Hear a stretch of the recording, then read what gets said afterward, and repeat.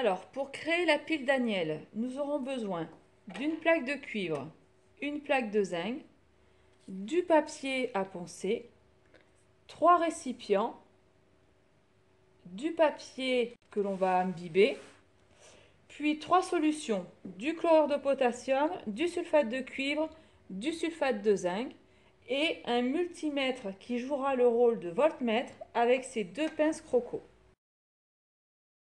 Donc je vais commencer par décaper mes 2 plaques, la plaque de cuivre et la plaque de zinc.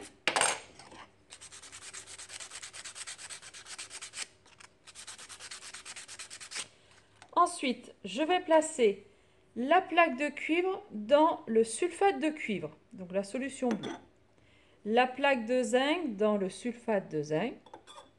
Voilà. Je prends le papier, je le trempe dans ma solution de chlorure de potassium et je vais créer un pont entre les 2 récipients. Alors évidemment, faire attention que le papier ne s'arrache pas. Ensuite, il nous reste simplement à mettre les pinces croco sur les 2 plaques et de mesurer la tension.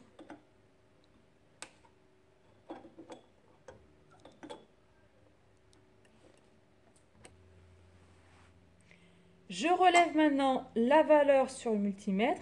Évidemment, la valeur doit être positive. Dans le cas contraire, vous échangez ici les bords. D'accord ? Ici, j'ai une tension de 1 volt. Ça veut dire que le COM qui est ici nous indique la borne moins de la pile.